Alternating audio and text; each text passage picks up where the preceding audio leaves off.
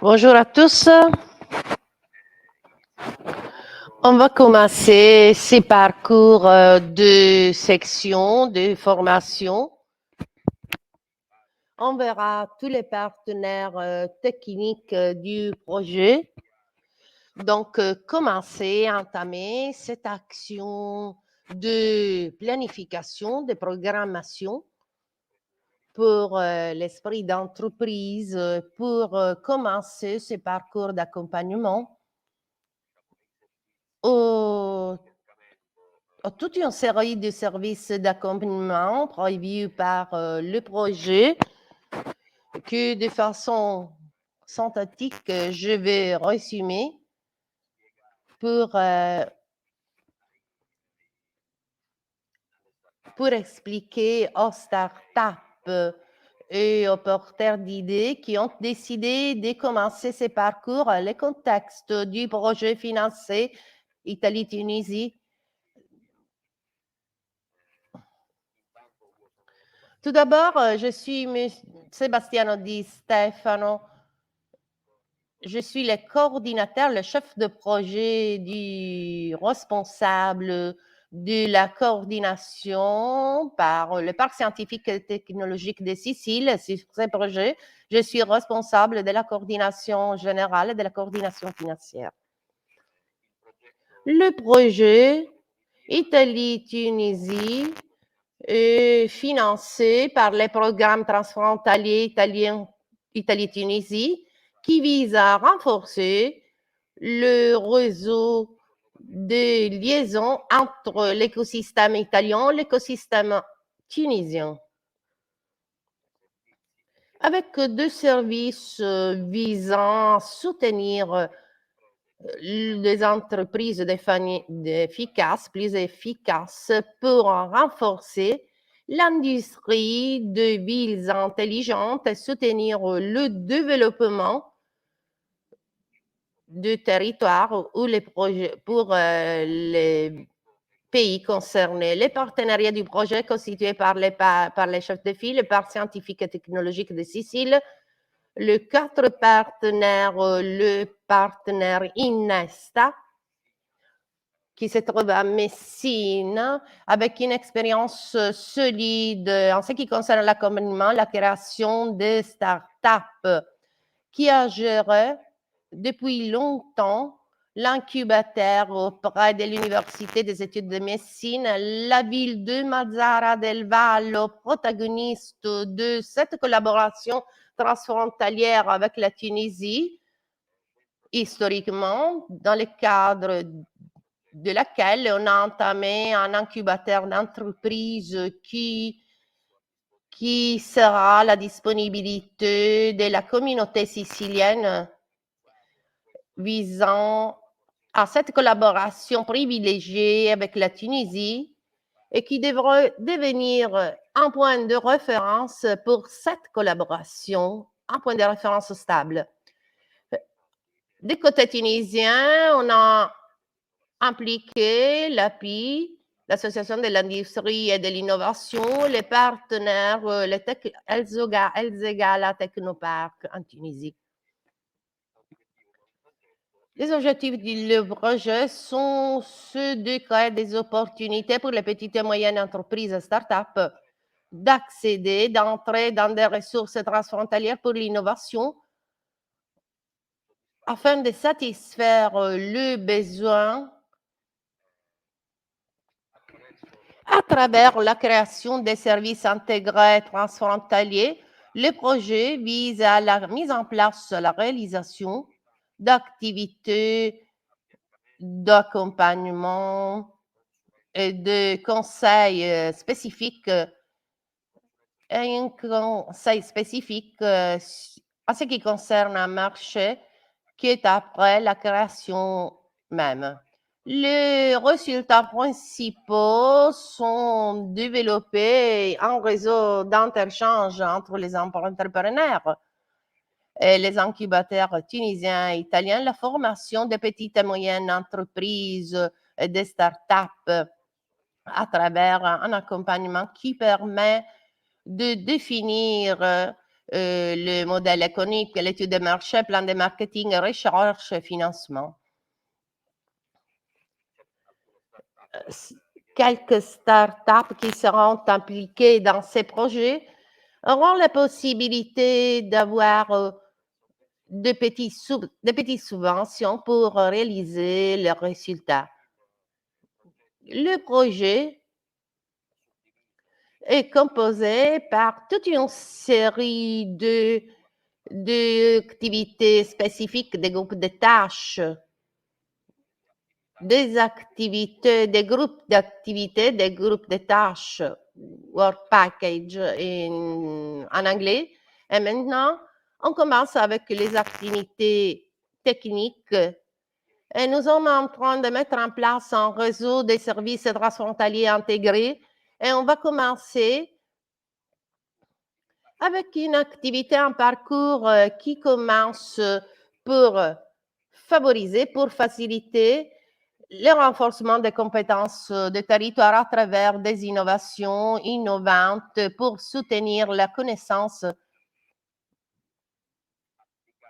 et mettre en place la méthode de l'innovation ouverte pour le partage des connaissances et des innovations.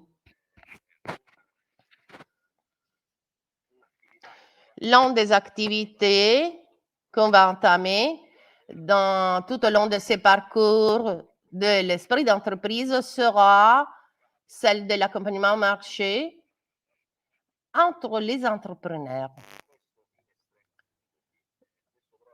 Maintenant, je donne la parole à M.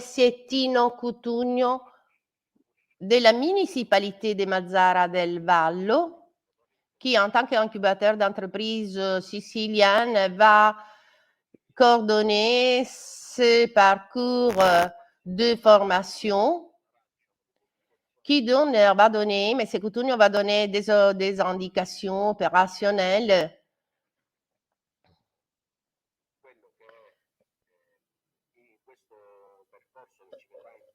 sur ce parcours qui nous engage pendant un mois environ, qui veut entamer en même temps toute une série d'activités d'accompagnement qui permettront l'intégration et le démarrage des activités spécifiques de ce projet. Je vous donne bienvenue à tout le monde, bienvenue. J'espère qu'on peut faire un bon travail tous ensemble. Les personnes responsables du partenariat impliquées dans ces projets sont très disponibles et sont enthousiastes de commencer, d'entamer ces parcours avec les startups. En nous impliquant tous ensemble, on peut faire un bon travail. Je remercie tous les participants pour avoir adhéré à ces projets. Je donne la parole à M. Cutugno pour l'introduction spécifique concernant le parcours qu'on va entamer. Et je vous souhaite bon travail.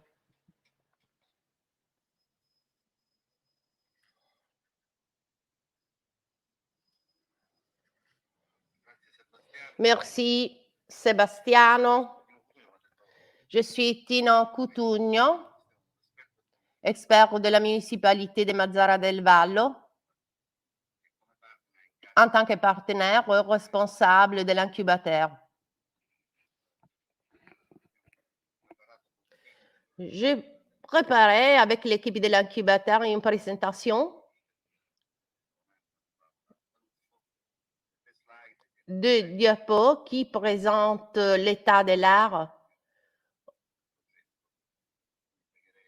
Et donc, j'ai pris la régie de pouvoir partager ma présentation pour commencer.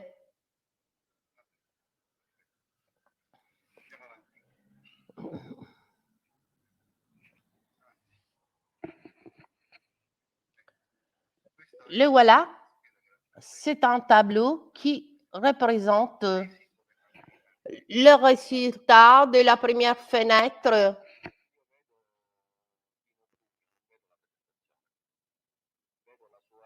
Je vois Monsieur Coutugno, je ne vois pas la présentation. On doit cliquer sur diapo.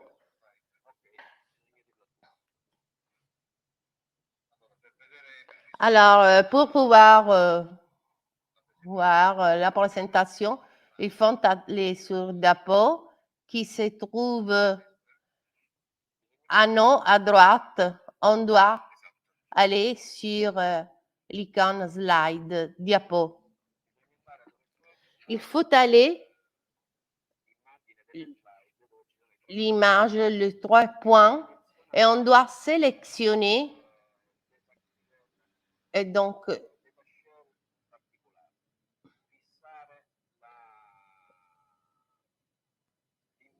on doit sélectionner l'image sur les diapos. Et donc, maintenant, on verra de cette façon. On peut voir le diapo.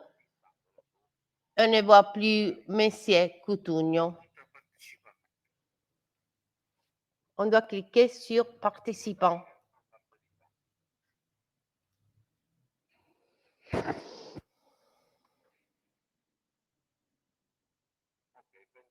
Ça va?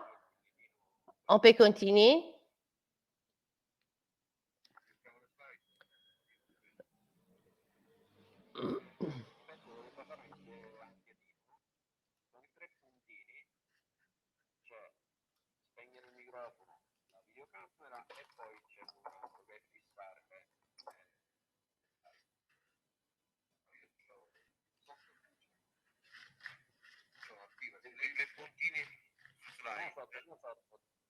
Nelle immagini sulla destra che vedi delle varie persone collegate. Ce n'è una dove ci sono le slide. La trovi?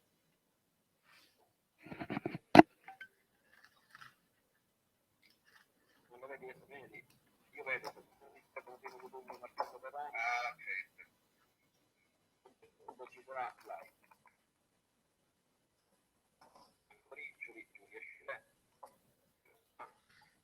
Dove c'è slide ci sono i 3 puntini. Sei. Vedo Francolini che guarda Francolini ci dovrebbe essere un collegato che si chiama slide. Davide? Sì, quasi. Sebastiano ha detto tutto. Ecco, io la vedo ora, a posto. Bene. L'hai trovato? Perché qua si è visto, era perfetto. Se non viene fissato questa funzione, praticamente... Ah, ecco, adesso è uscito. Ok, ci sono i 3 puntini. Il terzo. Appunta a partecipare. Esattamente. Ma non c'era prima. Perfetto. Vale, diciamo, per tutti i soggetti. Ok. Prego. Allora, come stavo dicendo, questa è una slide. Il s'agit d'un diapo d'une image qui résume le résultat de la première fenêtre parce que nous avons conclu l'évaluation de la première fenêtre le vendredi prochain et nous avons eu le temps du même travail. Et donc, on va le mettre en jour aujourd'hui ou plus tard demain. La situation après la première fenêtre donne un total de 20 startups, 7 startups italiens, 7 startups tunisiennes et un groupe informel, 2 groupes informels tunisiens. La distribution par secteur, le projet est axé sur des secteurs des startups, des groupes informels, le secteur de l'énergie renouvelable, de l'économie circulaire, de l'inclusion sociale et de la mobilité durable. Ce diagramme à droite représente une distribution de cette start-up dans les différents secteurs. Donc, un secteur plus élevé de l'économie circulaire,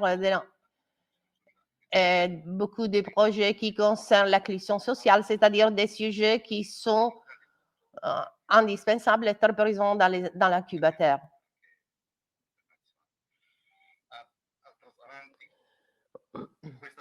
Dans cette diapo, nous avons les phases du projet pour comprendre l'état de l'art de nos projets. Juin-septembre, première fenêtre de recrutement, start-up et groupe informel. Septembre-octobre, deuxième fenêtre de recrutement. Novembre-décembre sera dédié à la formation, considérée comme une articulation de l'activité de l'accompagnement vrai et propre. Et donc, on cherche de comprendre les intérêts, les besoins des entreprises, des startups. Et janvier, toute la série d'accompagnement, d'activités d'accompagnement spécifiques. Les activités de recrutement ont été promues et précédées par une analyse de ce qui était en Tunisie et en Italie, les startups présentes dans les zones comme un travail de sélection. Après, nous avons fait une autre activité qui nous a conduit à ces résultats. 20 pour la première fenêtre et 4 pour la deuxième fenêtre. En ce qui concerne l'activité qui concerne les activités de formation des startups des groupes informels, l'OBI prévoit 92 heures de formation partagée, 500 en présence et 500 en ligne. Et donc, le fait de concentrer ces activités peut créer des difficultés qui ont des exigences qui souvent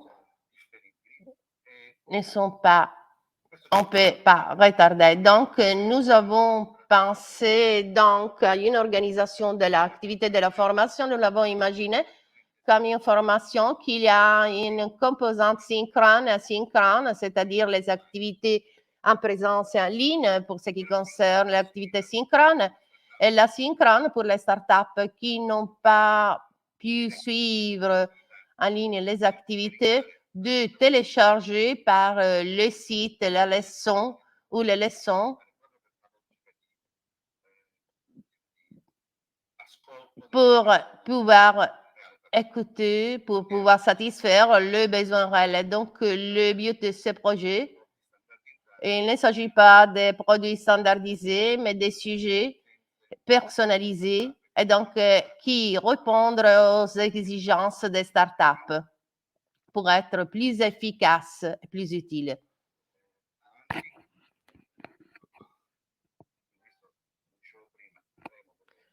Comme je le disais, nous aurons des activités de formation synchrone et des activités de formation asynchrone. Et puis, nous aurons des activités d'accompagnement qui seront depuis janvier pour arriver aux activités d'accompagnement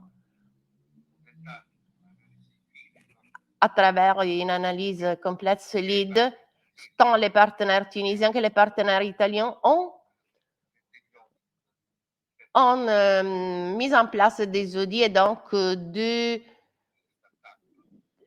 pour comprendre l'exigence des startups, pour comprendre comment faire. Les startups ne sont pas. Il y aura aussi un vidéo streaming dédié pour les startups.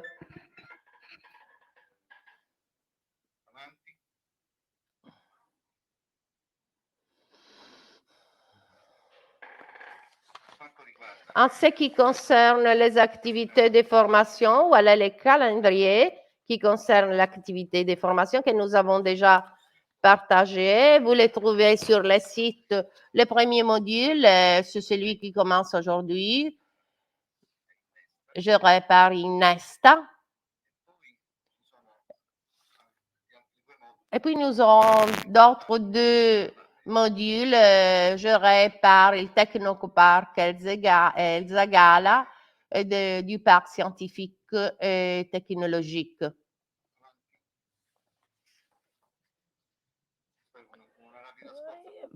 Pour présenter les différents diapos qui seront après publiés, il y a en synthèse une analyse de différentes startups, les différentes startups italiennes et tunisiennes sélectionnées.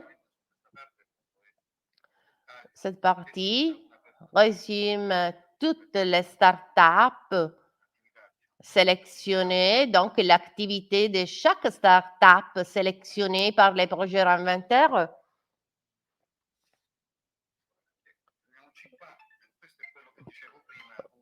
Et voilà une analyse des besoins des startups, le besoin des startups.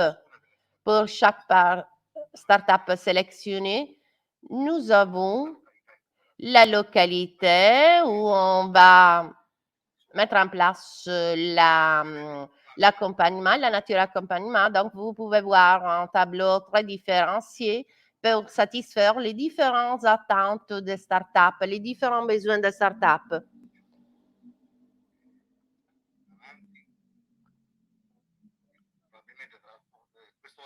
Ce travail, on le fera avec les nouvelles startups qui ont été sélectionnées vendredi.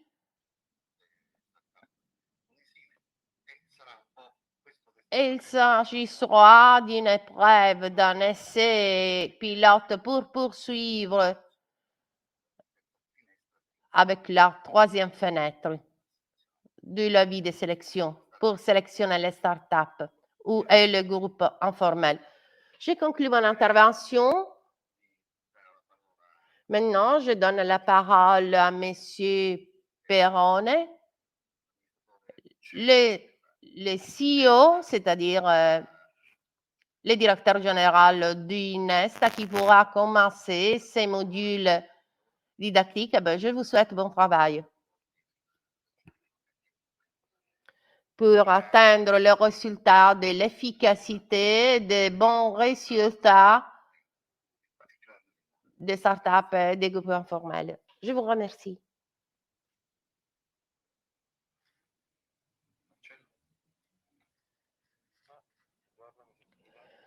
Bonjour à tous, vous m'entendez bien? Oui?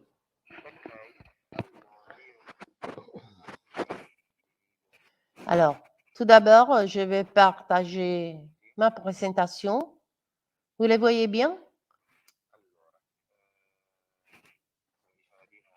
Comme Pino dit, Inesta est un partenaire du projet et on va s'occuper de débattre des sujets qui concernent la partie entrepreneuriale de différents sujets avec une attention particulière à la formation, à un accompagnement, à tous les projets. En fait, je me présente, je suis Marcello Perrone, je suis l'un des fondateurs de Nesta, qui se trouve à Messina depuis peu de mois. Je suis le président du conseil d'administration. Je suis ravie d'être là. En fait, Nesta travaille régulièrement, jour après jour, sur des projets de start-up, de jeunes filles, de groupes informels, des entreprises qui entament de petits spin-offs sur certains projets. Et donc, le devoir, le but d'Inesta, c'est d'analyser, de donc trouver la durabilité et chercher de soutenir les entreprises qui font partie du réseau d'Inesta. Alors, aujourd'hui, on va parler de l'esprit d'entreprise et la définition que j'ai trouvée très intéressante, c'est-à-dire, quand on parle d'esprit d'entreprise, on parle de toute une série d'un ensemble de qualités incontournables pour exercer avec succès l'activité d'entrepreneur, et que de cette définition, j'aime bien souligner les discours de l'ingéniosité sur la disponibilité de prendre ce risque et donc de risquer son capital. Pourquoi je veux souligner ces deux caractéristiques? Parce qu'en fait, l'une des premières différences, travailler dans une entreprise ou être dépendant, être employé, la différence entre entrepreneur et entre employé et l'ingéniosité, l'initiative, le risque du capital propre qui font la différence. L'empruditeur est aussi celui qui sait traduire les idées en action et donc créer de la valeur. Parce que chacun d'entre nous peut traduire une idée en action, mais pas tous réussissent à créer de la valeur. Donc, à transformer les idées en la valeur. Dans les projets de start-up, bien souvent, ce qu'on demande, mais ton idée, quel problème va résoudre-t-elle? Quelle est la valeur que le projet va apporter? Et donc, on pense à l'idée, on pense à une belle idée, à une idée intéressante, mais il ne réussit pas à se concentrer dans quelle mesure cette idée est nécessaire et donc apporte une valeur en cible de clients qui existent, pas en... Donc, de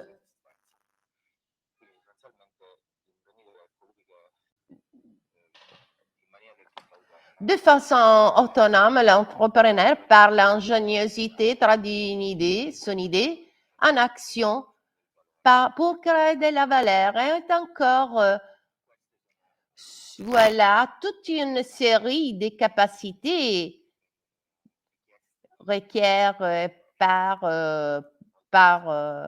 pour faire une entreprise, pour donc la créativité, après risquer un capital, dédier toutes les énergies en projet. Il y a d'autres capacités, la créativité, la capacité de planifier, non pas seulement d'un point de vue des activités numériques créatives, par exemple les activités graphiques plutôt que la programmation, mais des activités, c'est-à-dire chercher de trouver des affaires en business, optimiser les business, la capacité de planifier, la capacité d'innover, les actions.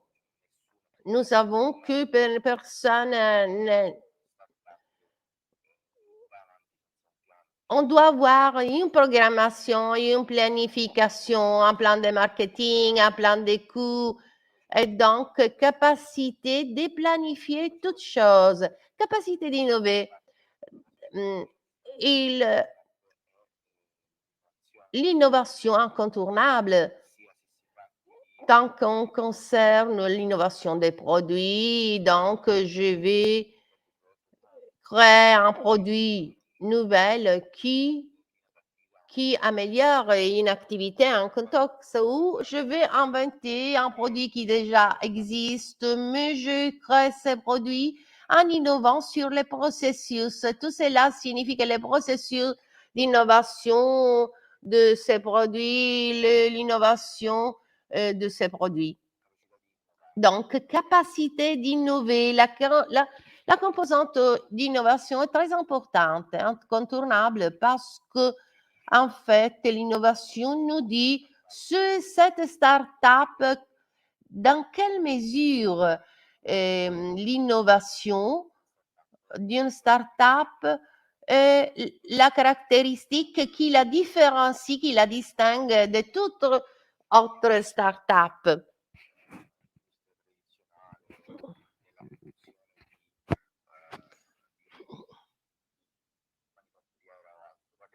On parle de start-up dans le secteur numérique parce que la caractéristique d'innovation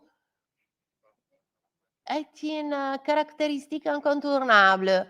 Et donc, on doit ajouter, les startups ne sont pas tout numériques. Ces dernières années, les startups qui ont prospèrent et qui ont réussi ne sont pas les startups numériques, mais ce sont les entreprises qui ont innové et donc avec créativité.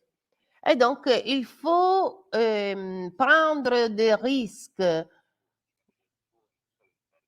Donc, en termes de capital, mais aussi en termes de temps, d'énergie. Et donc,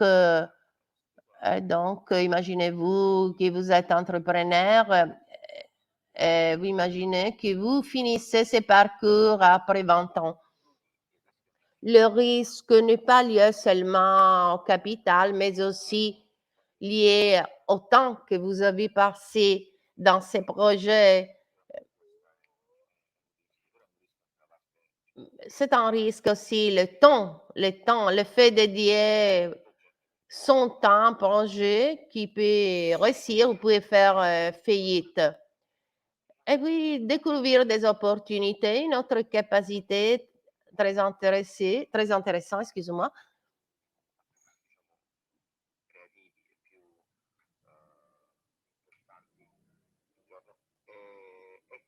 Et celle de savoir trouver des opportunités d'affaires, des business, ou dans un contexte où on se trouve, où il n'y a pas d'opportunités de business. Et donc, il faut trouver dans les difficultés une opportunité. Bien souvent, je parlais avec d'entrepreneurs très créatifs qui réussissaient à avoir une partie, une caractéristique durable, pas durable, mais la partie qui nous permet de des chiffres d'affaires élevés en partant par un processus dans le sens que, bien souvent, pendant la production d'un service, la production d'un produit, il y a des activités qui requièrent plus de temps. Et bien souvent, quand on parle d'optimiser un processus, on parle des processus qui, à ce moment-là, nous font beaucoup de temps. Donc, si je réussis à optimiser ces processus, à gagner plus d'argent, par une activité que je dois réaliser, mais peut-être je vais modifier les activités, les traits, donc je réussis à transformer un problème dans une solution. Et donc, comprendre rapidement le contexte où on se trouve. Ça, c'est intégré, c'est inséré dans la création d'entreprise, comprendre où on se trouve, quels sont les marchés de référence, les marchés cibles, quels sont les clients. Et donc, on doit savoir où on se trouve. Et pour tout cela, il y a toute une série d'outils qui sont utilisés à l'intérieur d'une entreprise pour monitorer les activités en cours et planifier les résultats à l'avenir. Et le dernier, la capacité d'échanger rapidement ce contexte dans le sens où, bien souvent, nous planifions, nous organisons une activité et puis en cours de fonctionnement, en cours d'activité, on va changer cette activité parce qu'on se rend compte à l'entrée du produit dans les marchés, ce produit n'est pas adapté au marché, il ne va satisfaire du marché. Donc, un produit qui n'est pas adapté au marché. Donc, on doit changer. on doit changer la méthode d'offre de notre produit, on doit faire une analyse de post-production. Encore,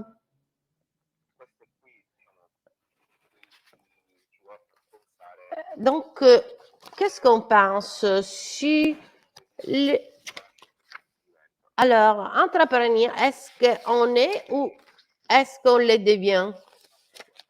J'ai toujours pensé et je me suis demandé si j'étais bien pour cette activité. Et donc,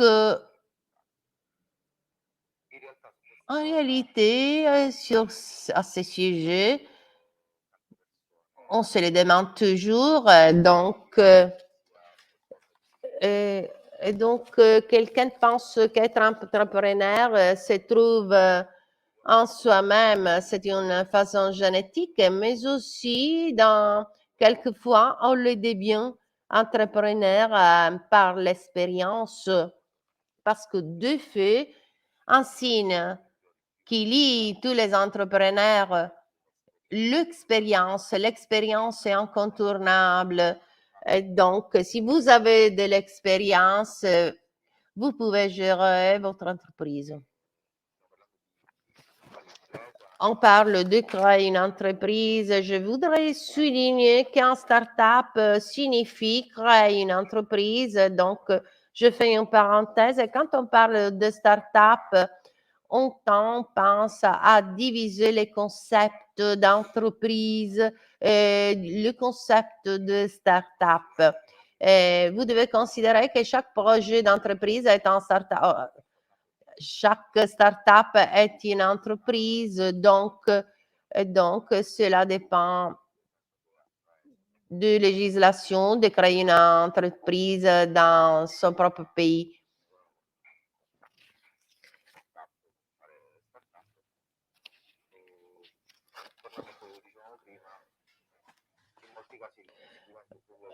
On devient entrepreneur grâce à l'expérience. Sûrement, c'est un mixte d'expérience, de capacités, et donc des capacités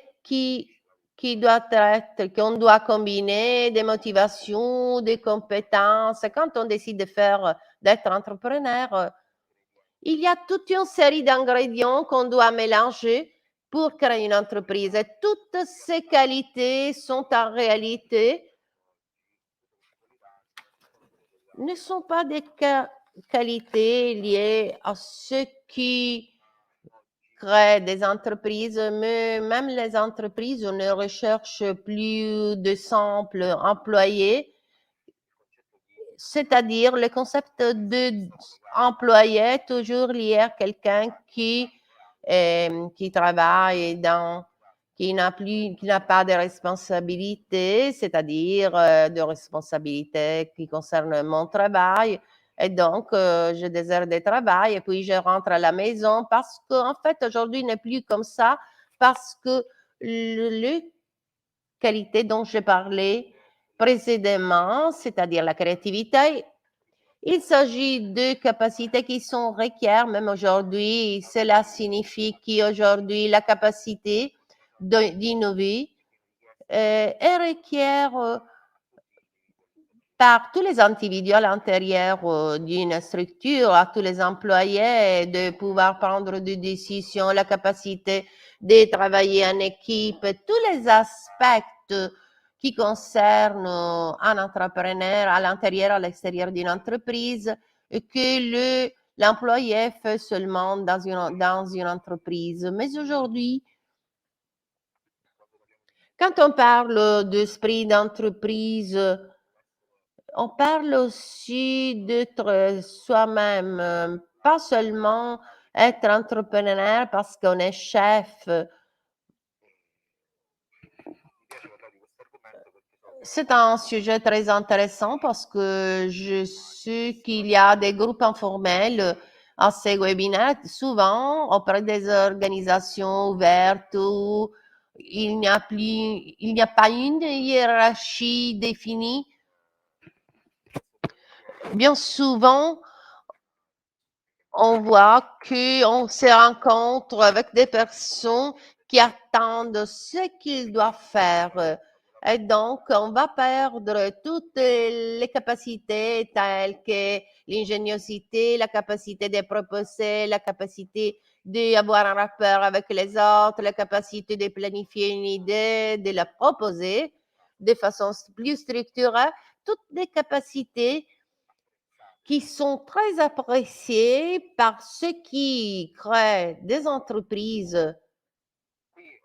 Voilà, je conclus ma présentation de questions qu'on peut nous aider à comprendre si on veut faire vraiment ce travail.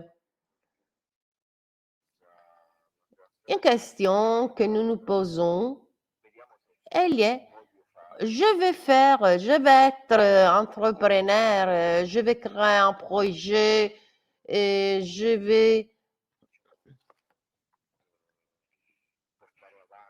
vais mettre en place mon projet de start-up.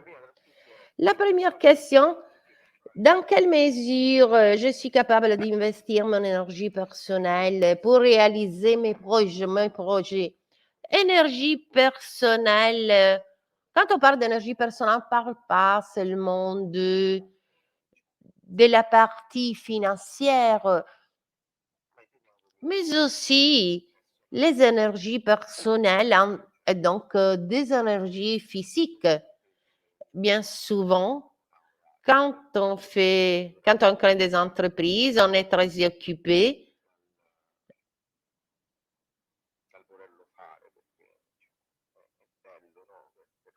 parce qu'il faut le faire, parce qu'on doit se concentrer. Quand on a beaucoup envie de créer une entreprise, et donc il faut travailler, il faut pousser. Et donc, ce que je peux faire aujourd'hui, je ne le fais pas demain. Donc, tu dois te concentrer, tu dois investir beaucoup d'énergie personnelle si tu te veux engager vraiment pour traduire mes idées dans un projet. Dans quelle mesure je suis capable d'attendre avec patience le résultat de mes efforts, même s'il tarde à venir? Alors, cela,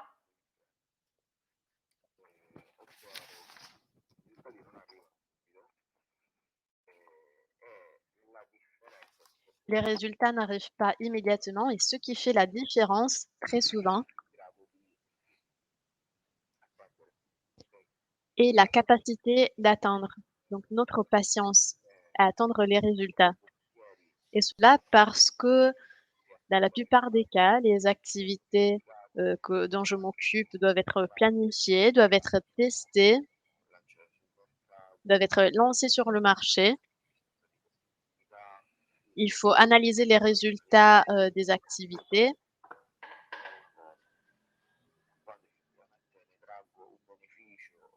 Donc, il y a du temps qui passe de l'idée et des bénéfices de cette idée, de ce projet, de ce que j'ai produit. Pour cette raison, je dois être capable d'attendre. Il y a des projets d'entreprise qui sont nés partant d'une idée bien précise, qui ont été développés avec une même idée, mais qui n'ont jamais eu du succès. Où le succès est arrivé seulement suite à une action bien précise. Par exemple, une action sur, une activité particulière, c'est-à-dire le projet naît, en partant d'une idée, ensuite subit des modifications et en se modifiant, le projet s'adapte mieux à une autre activité et ensuite peut avoir du succès. Donc il faut vraiment savoir attendre, avoir de la patience.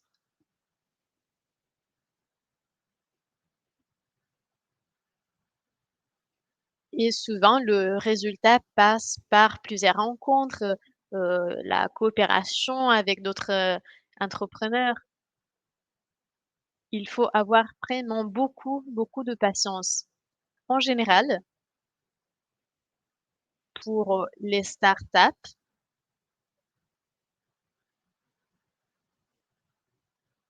les délais pour aboutir au résultat du projet sont indiqués par plusieurs actions. Au début, la startup est composée d'un nombre réduit de personnes qui travaillent au sein de cette startup. Ces mêmes personnes doivent penser au projet, des activités de la startup. Le projet doit être lancé sur le marché. Ensuite, il faut le tester. Il faut, collecter les opinions des clients. Ensuite, il faut, modifier légèrement le service et ainsi de suite. Mais à côté de ces activités, il y a aussi d'autres activités liées à la collecte des fonds. C'est-à-dire le fait de trouver des fonds pour lancer la start-up sur le marché ou pour développer la start-up et ensuite la lancer sur le marché. Très souvent, l'entrepreneur se trouve à faire plusieurs choses en même temps. Travailler sur le projet, travailler au sein d'une équipe, recruter des personnes, collecter des fonds. Donc il y a toute une série d'activités qui demandent beaucoup de temps, d'énergie personnelle et surtout, il ne s'agit pas d'activités immédiates. C'est pour cela que nous devons être capables d'attendre.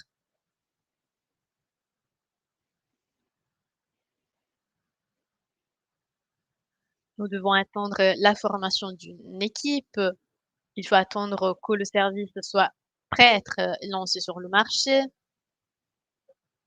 Il faut attendre les investisseurs, attendre aussi une réponse de la part des investisseurs et cela n'est pas facile parce que les investisseurs reçoivent des, propositions, chaque jour et c'est pour cela que leur réponse, leur réaction peut tarder à arriver. Très souvent, les investisseurs répondent, mais ils répondent par d'autres questions concernant le projet, des questions concernant des exigences, des besoins et cela donc prend encore du temps.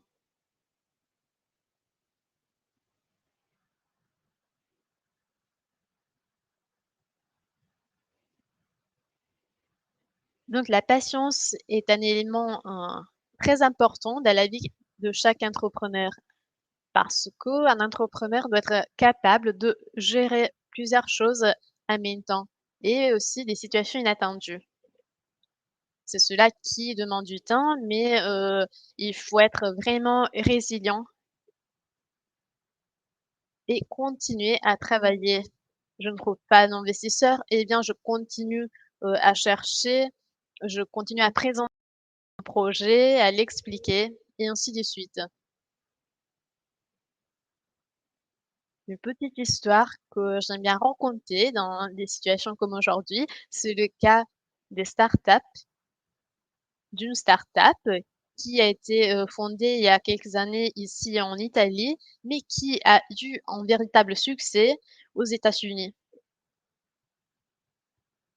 et après le succès initial, cette startup est rentrée en Italie pour, présenter le même projet et qu'est-ce que j'ai appris de cette histoire?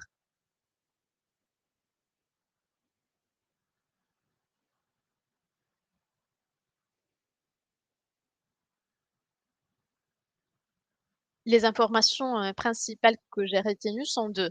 Tout d'abord, cet entrepreneur avait collecté 35 millions de dollars pour, développer, sa technologie, un montant important. La deuxième information, c'est que pour trouver le premier investisseur qui pouvait lui donner 5 millions de dollars, il a, il a eu 90 rendez-vous. Et on parlait justement de patience. Donc, il faut vraiment avoir beaucoup, beaucoup de patience. Imaginez de devoir contacter un numéro indéfini d'investisseurs possibles auxquels vous allez présenter votre idée votre start-up et à chaque fois, les investisseurs refusent cet investissement.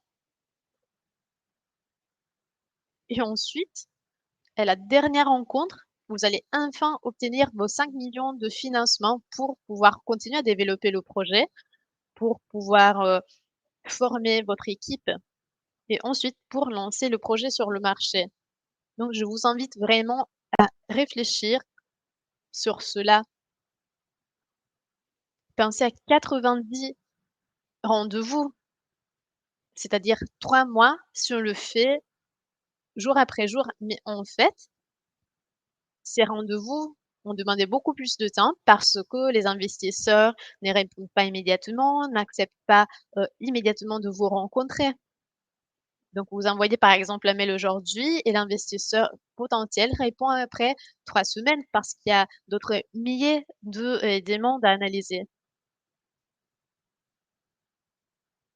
L'investisseur n'accepte pas de te rencontrer si le projet que tu présentes n'est, pas, convaincant à 100.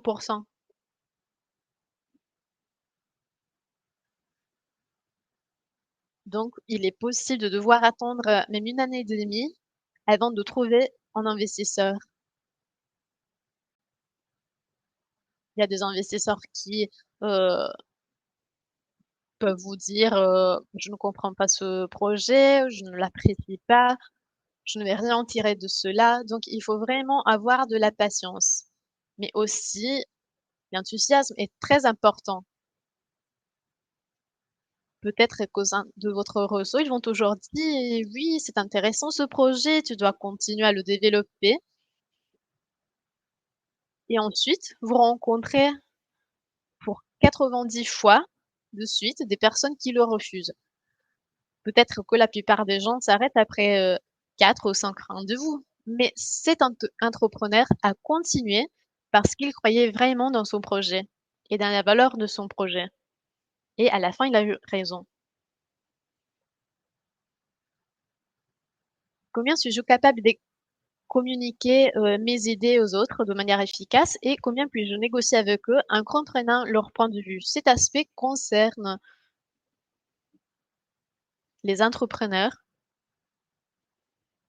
mais cela appartient aussi aux soft skills qui sont cherchés par tous qui ne souhaitent pas devenir entrepreneur. C'est-à-dire la capacité de communiquer ses idées de manière efficace pour une start-up signifie de faire comprendre à fond la valeur du projet à un investisseur qui, doit, apporter de l'argent. Comprendre leur point de vue. Si cela signifie comprendre le point de vue de l'entrepreneur, le contexte et surtout réussir à trouver la façon pour, justifier, le montant d'argent demandé et surtout la capacité de négocier.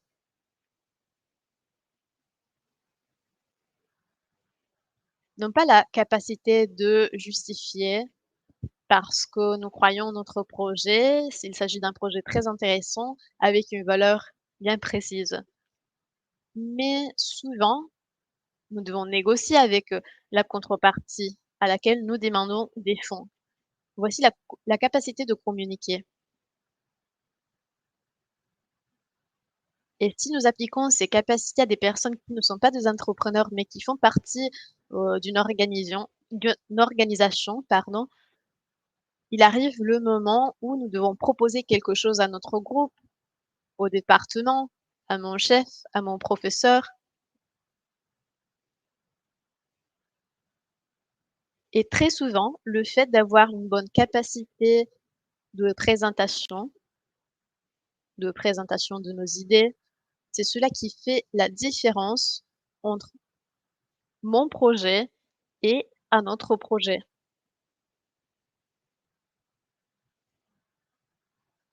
Pour un entrepreneur, il s'agit d'une capacité fondamentale qui permet de trouver quelqu'un disposé à financer le projet. Donc le fait de ne pas être capable de transmettre la valeur, du projet, détermine la fin, de l'idée de la start-up. Combien suis-je capable d'exercer un rôle de leader sans être autoritaire, mais avec autorité? Il s'agit d'un aspect très important qui concerne surtout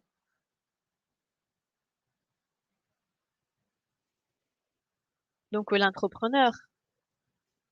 Nous connaissons beaucoup de citations sur les leaders, les chefs, mais aujourd'hui, la capacité d'un entrepreneur doit être de dialoguer, communiquer avec tout le monde et à tous les niveaux. Et pourquoi?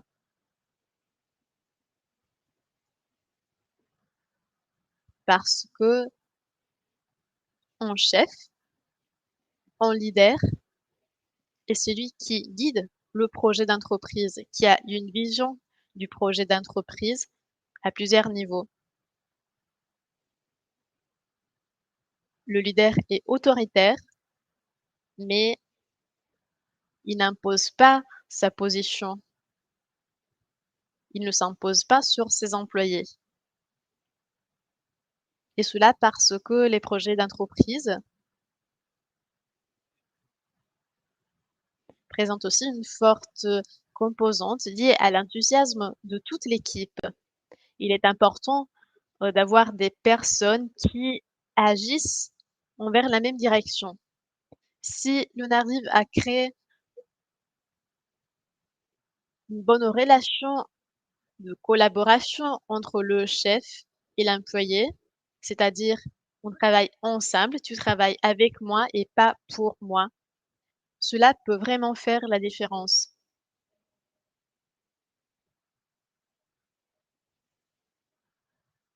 Et surtout dans un contexte où les entreprises se développent, l'on a affaire aussi avec des syndicats. Donc il est important d'avoir la capacité de négocier, de communiquer, même au sein de l'entreprise. Il est vraiment très important.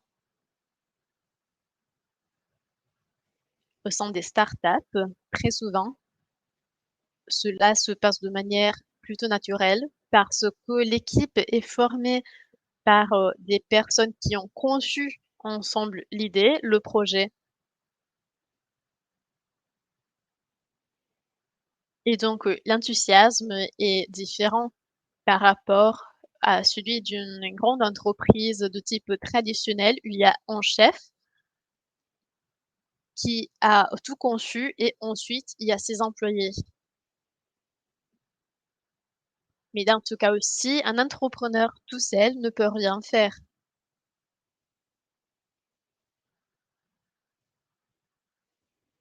On parle de leadership pour tout ce qui, conduit un projet.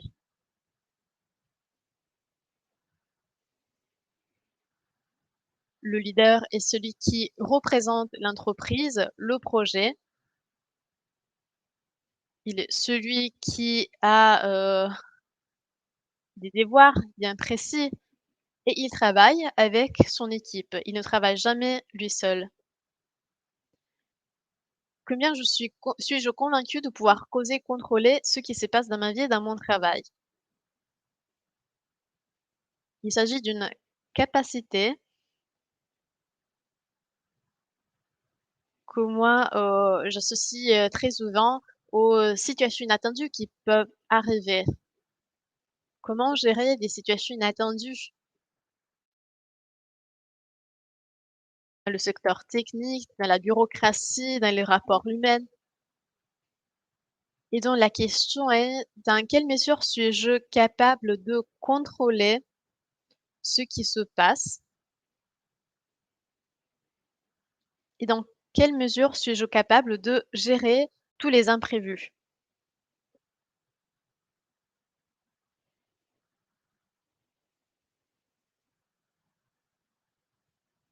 Et cela est quelque chose à laquelle nous faisons face quand la start-up commence à se développer.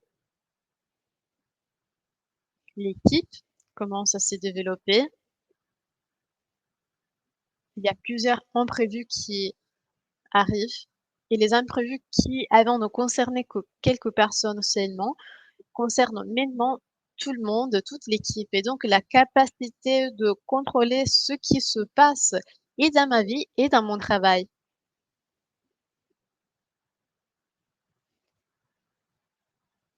Il faut se rappeler qu'à la fin d'une journée de travail, que pour un entrepreneur peut être, plutôt longue, nous devons être capables de combiner donc notre vie privée, personnelle et le travail. Il est important de gérer les 2 aspects ensemble. Combien puis-je gérer et supporter le stress de la vie quotidienne?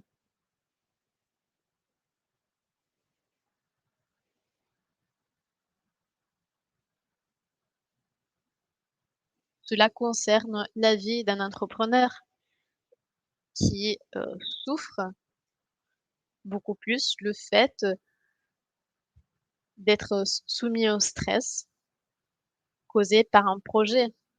C'est-à-dire chaque jour, un entrepreneur se réveille en pensant comment, créer un investisseur, comment améliorer le projet, comment progresser, faire développer l'idée. Donc le stress quotidien d'un entrepreneur ne concerne pas seulement les heures de travail, mais aussi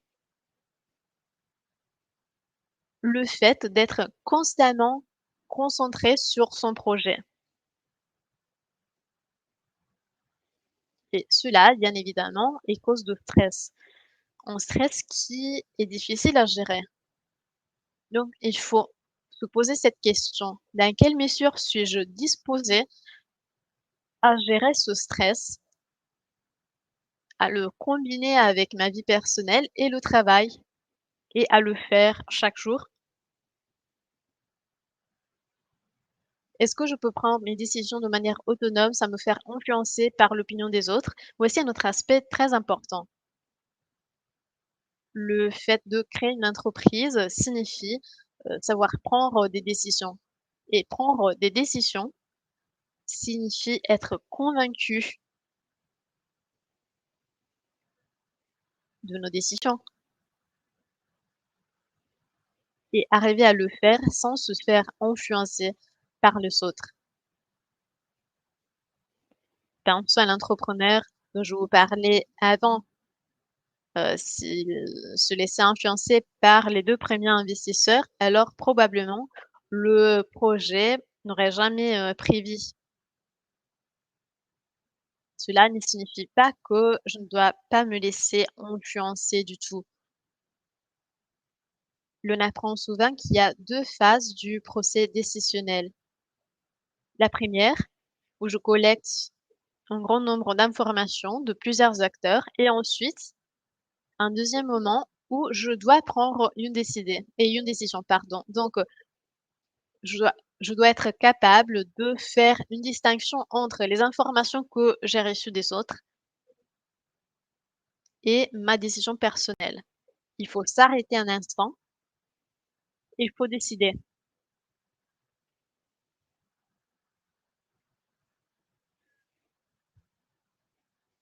Il ne s'agit pas d'une capacité dont tout le monde dispose.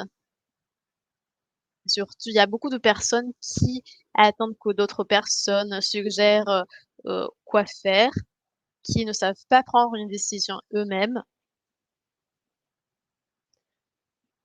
Cela peut fonctionner dans la vie quotidienne, mais à mon avis, cela ne fonctionne pas s'il y a des urgences à gérer. Pensons par exemple si aux urgences à l'hôpital, un médecin avant, d'intervenir sur un patient qui est en condition critique, va attendre de se consulter avec tous les autres médecins de l'hôpital. Qu'est-ce qu'il faut faire? Quels médicaments lui donner? Non, cela ne marche pas comme ça. Donc il y a des moments où il faut prendre des décisions de manière rapide et on revient au discours de la patience. Moi, je veux voir des effets concrets de mon idée, de mon projet et cela non pas parce que je n'ai pas assez de patience.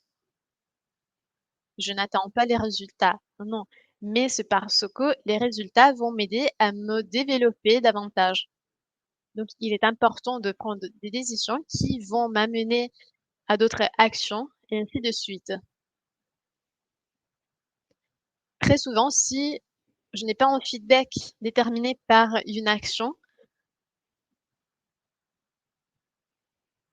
donc je n'ai pas pris de décision, je ne peux pas progresser parce que je ne sais pas si, ce que j'ai fait avant s'adapte à ce que je dois faire ensuite.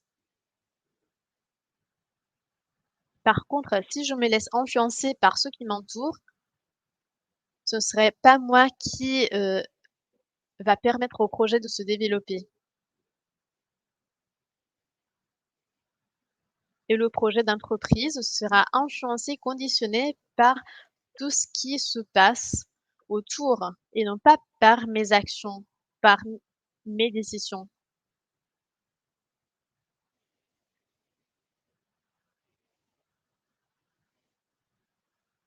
Donc chaque jour, je dois prendre des décisions, faire des choix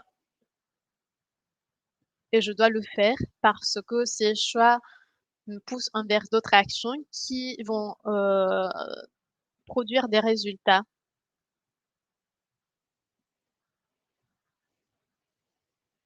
et cela m'amène à une approche circulaire dans mon activité. Est-ce que je suis disposée à risquer et à faire face à des situations d'incertitude? Il faut dire que l'incertitude est un facteur qui, nous accompagne dès le début, dès la conception du projet de start-up, jusqu'à la fin. Il va nous accompagner pour toujours, pendant toute notre vie. Quand vous commencez à développer votre projet de start-up, vous ne savez pas encore si votre, projet va avoir du succès ou pas.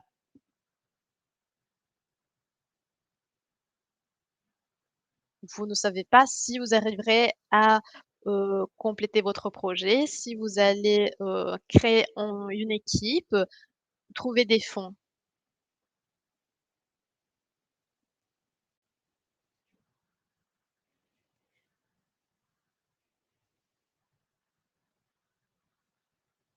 Donc l'incertitude est toujours présente, mais quand vous faites développer votre projet, le niveau d'incertitude peut diminuer ou un type d'incertitude peut diminuer, mais un autre type peut augmenter. Cela fait partie, du projet, du développement des startups. Par exemple, un entrepreneur ne sait pas si ce mois-ci il va, heu, gagner quelque chose, s'il va arriver à vendre quelque chose.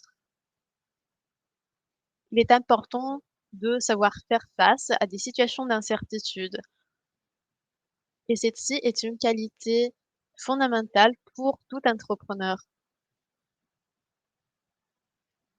D'où l'importance de cette question. Est-ce que je suis disposée à risquer? C'est-à-dire, suis-je disposée à tout investir et à tout risquer?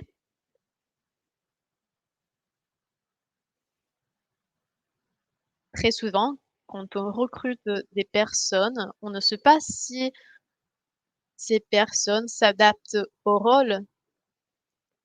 Il est vrai, on fait des entretiens d'embauche, on lit le CV, mais il faut ensuite, prendre une décision, embaucher cette personne ou pas et tout cela peut mener à des situations d'incertitude. Mais nous ne pouvons pas faire des prévisions, on ne peut pas savoir si, s'il s'agit toujours d'un bon choix. Donc nous, en tant qu'entrepreneurs, nous devons être capables d'attendre les résultats, nous devons être patients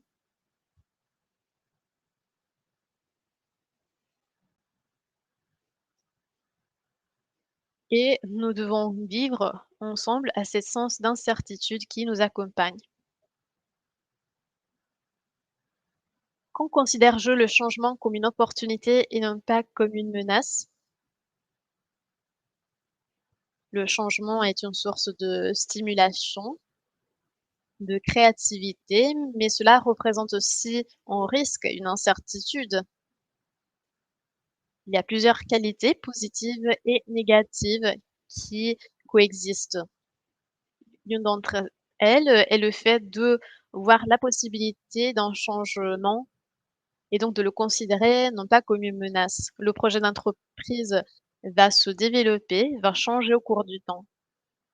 Parce que, par exemple, j'ai parlé avec un investisseur qui, m'a fait voir le projet d'un point de vue différent.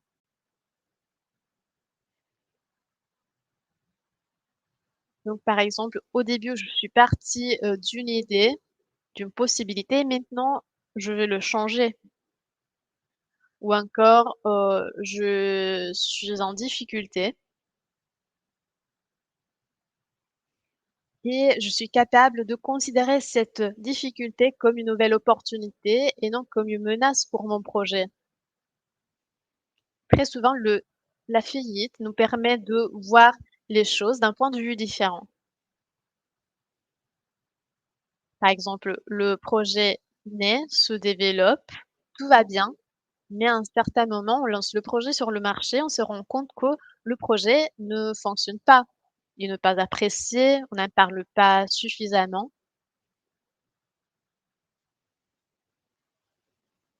et je n'arrive pas à en tirer de profit. Donc tout ce que j'ai fait avant n'a pas été utile.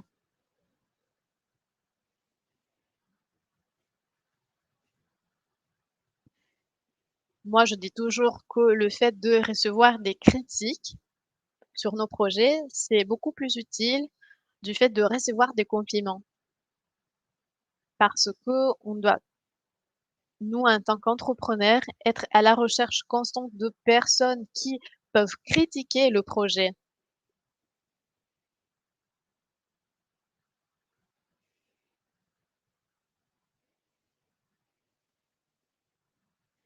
Donc je vous conseille de chercher toujours des critiques, des refus, mais des refus bien motivés.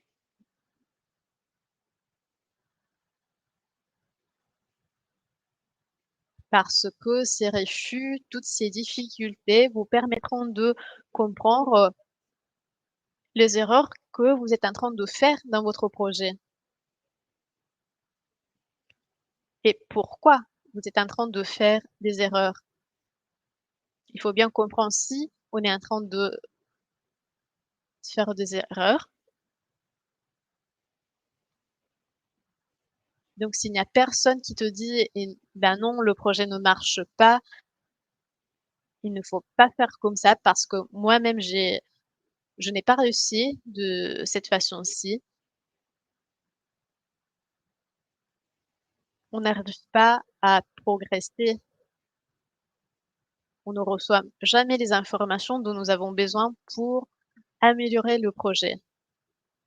Moi, pour mon service, mon produit, je veux toujours savoir ce qui est apprécié, mais aussi ce qui n'est pas apprécié,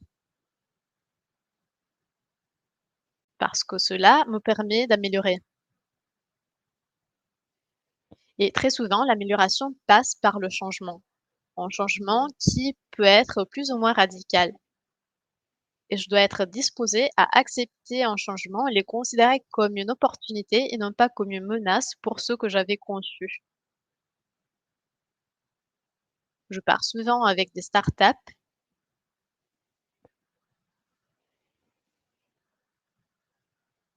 et en discutant de la partie business, l'on parle de changements possibles, par exemple dans le service, dans la production des produits. Et il y a plusieurs équipes qui ne sont pas disposées à apporter des modifications et des changements parce qu'ils considèrent leur approche comme étant la meilleure. Parce qu'ils ont conçu, tout d'une manière particulière, c'est comme ça qu'ils travaillent.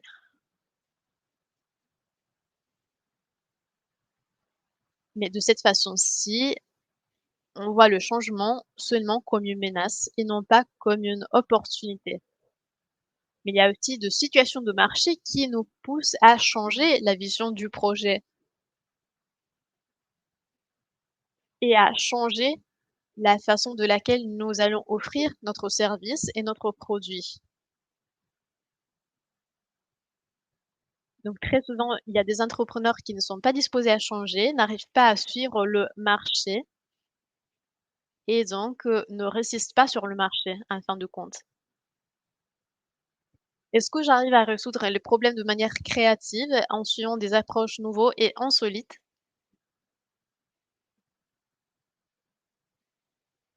La créativité dont je vous parlais avant ne concerne pas seulement la partie artistique de certains projets qui peuvent concerner, le design, la conception ou autres secteurs considérés comme étant créatifs.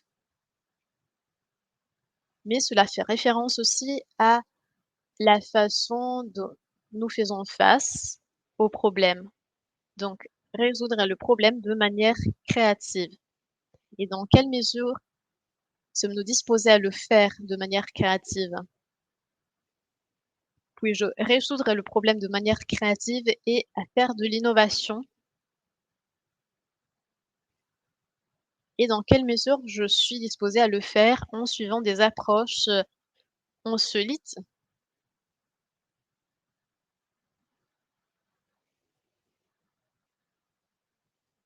Vous avez peut-être entendu des témoignages de start-up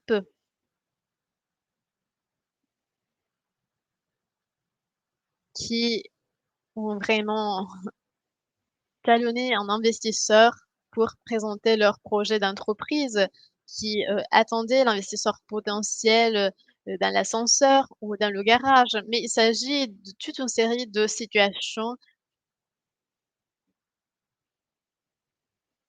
que l'on met en place pour chercher à atteindre notre objectif.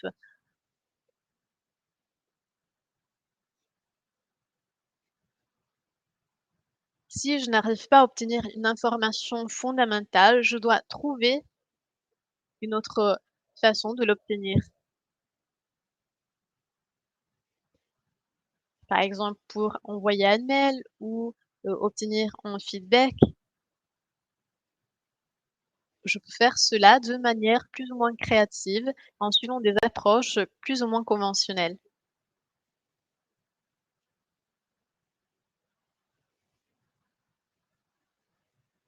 Et en plus de considérer cela comme une opportunité, un emprunteur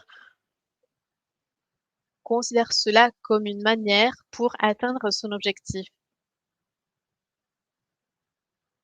Pour résoudre un problème de manière non conventionnelle, ici que je n'utilise pas, une l'approche traditionnelle, mais j'en choisis une autre. Je dois me demander: «Mais pourquoi tout le monde le fait de cette manière? Est-ce qu'il y a une façon différente d'agir, plus créative, durable, immédiate, rentable économiquement?» Donc est-ce qu'il y a une autre manière de faire une action par rapport à la manière dont les autres le font? Est-ce qu'il y a une manière plus créative, une manière différente? Si je n'ai pas cette capacité de répondre à ces questions, bah, je n'ai pas cette, qualité dont je vous parle. Donc le fait de créer une entreprise, de créer une start-up ne concerne pas seulement notre capacité d'être ou de ne pas être un entrepreneur, mais il faut avoir des compétences particulières, y compris de capacités techniques.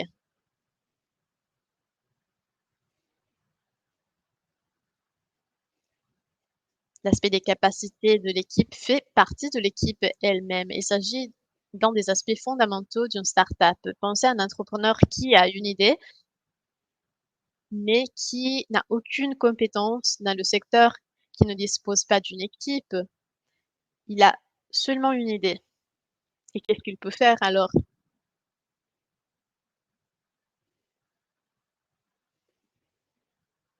Peut-être vous avez entendu dire qu'une idée ne représente que, 10 du projet ou peut-être aussi, 5.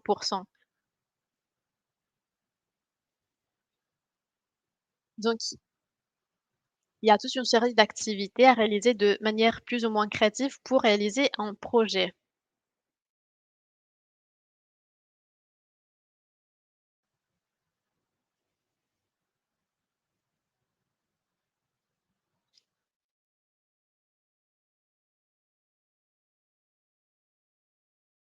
Si vous voulez, nous pouvons faire une pause de 15 minutes et ensuite, continuer avec cette partie concernant les questions et les réponses et nous pouvons nous concentrer après la pause, sur les thématiques de ce cours.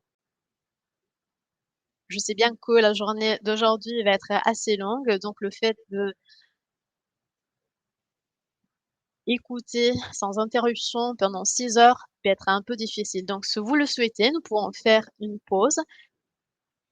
Mais avant de faire la pause, je vous demande si vous avez des questions.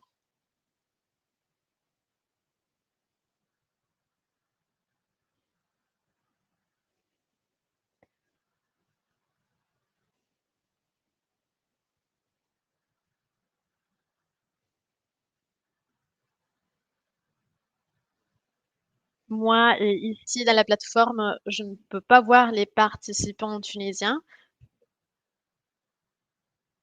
mais je vous demande s'il y a des questions à poser.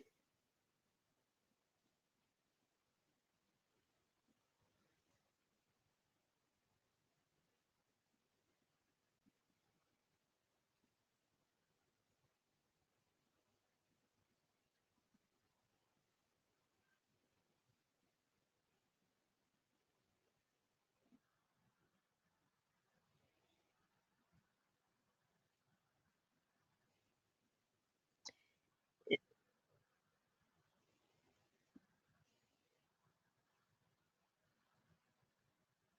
parfait, alors comme il n'y a pas de questions, on fait 15 minutes de pause. On va recommencer à 10h05. À tout à l'heure.